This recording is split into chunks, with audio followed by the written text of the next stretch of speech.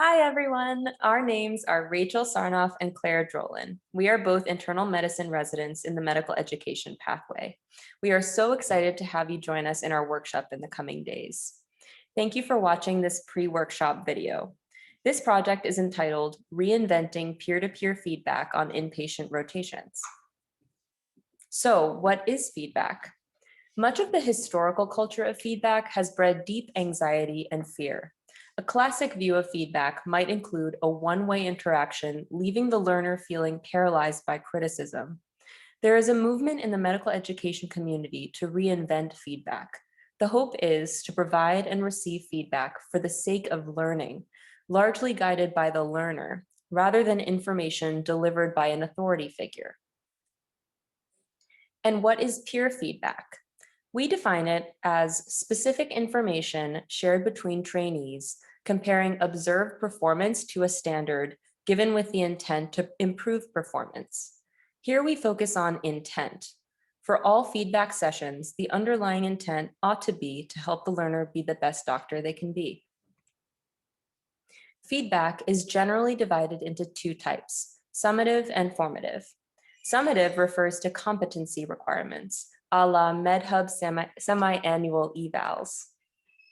We will be focusing on strategies for delivering formative feedback. This is more applicable for our in-person feedback experience because it comprises a short shared experience, stimulating learning and seeking to achieve learner goals in real time. An example of formative feedback is an encounter between a resident and a medical student where they debrief about a challenging patient interaction. We want to focus on formative feedback for this session because we believe that formative feedback is the more relevant mechanism of feedback for delivering information between residents on the wards. So why are we focusing on peer feedback? Medical residents feel that peer feedback is useful, unique, and valuable in their professional development. But peer feedback is often underutilized and can be ineffective. We'd like to share with you some of the preliminary results from the survey you took. 87% of you thought that feedback is important to your professional growth, and 94% thought that peer feedback specifically provides unique input that others do not. Some barriers that you all have noticed to engaging in quality feedback with each other include lack of time and space for it, that it's not necessarily expected, anxiety, stress, or self-consciousness, concerns about negatively affecting relationships, and fear of uphill feedback. With this project, our aims are to improve the quality and quantity of peer feedback in our program and break through the barriers you all described in the survey, as well as to spark a shift in our culture towards a growth mindset with our feedback. So what's the approach that the research shows is most effective for feedback? As it turns out, the feedback sandwich has been shown to be pretty ineffective. We present an alternative evidence-based ADAPT model, and the steps are pretty simple. So first, you want to prepare and perform. The P's are silent. Then you want to ask, discuss, ask again, and then plan together. So let's break this down and go into each step one by one. So the first step is prepare and perform. So really what you want to do here is ask at the start of the rotation what specific goals or areas your co-resident wants to focus on. What kind of doctor, teammate, learner, or teacher do they aim to be? What kind of feedback do they appreciate? Then the real experience of ADAPT will begin. Well, we'll take one more second to talk about kind of an overlooked stage, but is really critical for feedback. And that's, again, just spending time preparing before you launch in. So this starts at the very beginning of the rotation, and it's all about setting the expectation for mid and end of rotation feedback. I think that's really critical. This helps the learner to drive the experience of learning on the rotation, also increases accountability and decreases anxiety. So we're now several months into the year, and it's a great time to start to hone in on these items with each rotation. So the second step of the ADAPT framework is to ask. This involves asking the learner to assess their own performance. Opening the conversation like this frames the feedback session as a dialogue and can provide information on the learner's own insight and help you to tailor the feedback to the learner. Here's a quick tip. You really want to be an active listener in this step.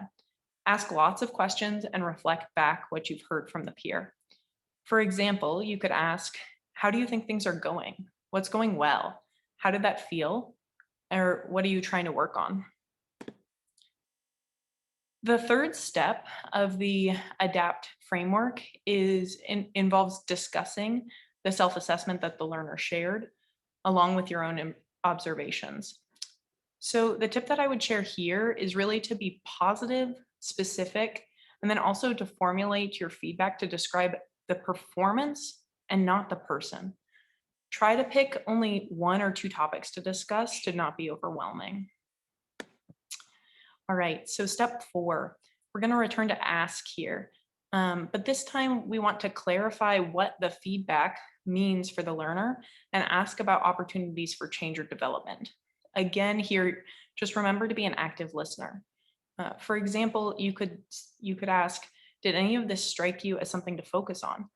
Or what are your thoughts about that? So final step of the ADAPT framework is to plan together.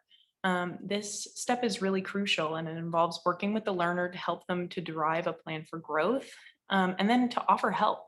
For example, you could ask, what action might you take? And then follow that up with, how can I help you to take that action? So thanks guys for sticking with us here. We're really excited to have you join us for our OMR workshop on feedback. At the upcoming OMR workshop, we'll engage in hands-on interactive session where we'll review the ADAPT model in detail and work through a couple of examples in small groups.